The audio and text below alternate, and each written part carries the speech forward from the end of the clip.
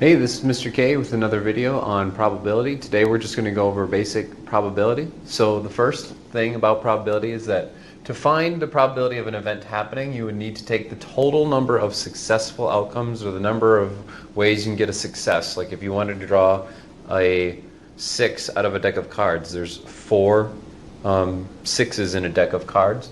And you divide that by the total number of outcomes. So in our card example, you divide by 52 because there are 52 cards in a standard deck of cards. That will work for any probability question you come across. The difficulty is making sure that you don't double count some things.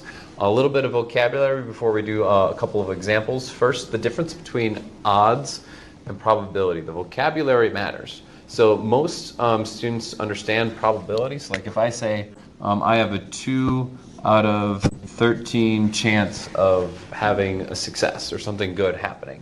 The odds of that happening would be 2 to 11. And what you're doing is that if with the probability, if I have 2 ways of getting a success, that means that there are 11 ways that I can't get a success, or it's not successful, because the total number of outcomes is 13. So that means the odds is going to be like the ratio between your successes versus your not successes, if you wanted to put it that way. So very, very similar. Just be careful whenever they give you some information as to whether you know it's probability or whether they give you the odds of something happening, because it will matter. So next we have an example here. Let's pretend I have like a bag of marbles. I have 8 red ones, 5 blue, 3 green, and 4 black. Just a couple of problems. I already have them written out, but I'll kind of explain the work here. So first, the probability of me drawing a red marble. What I did is I said, okay, there are 8 red marbles in my bag. So then I divided that by the total number of marbles. So you can add all these up, and you should get 20. So we did 8 over 20, that fraction reduces to 2/5. The second example, I did what is the probability of drawing 2 blue marbles. So what I did is use our combinations from the previous unit. If you need to, go back and look at that video. But I did 5, choose 2, because the order doesn't matter. I don't care if I have you're going to get a blue one and a blue one, so it doesn't matter like which specific blue one you get. So since the order doesn't matter, I did 5, choose 2, and then I divided that by 20, choose 2, because again, the order doesn't matter.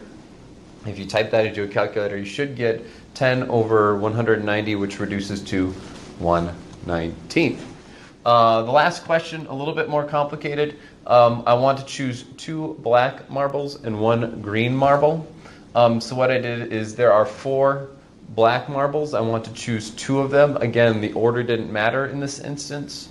The second part to this is that I also want to choose 1 green marble. So there are 3 green marbles, and I want to choose 1 of them. So on the numerator there, I did 4, choose 2 for the black marbles, 3, choose 1 for the green marbles, and then again I divided that by 20 and choose 3, because in this example we're choosing 3 different marbles.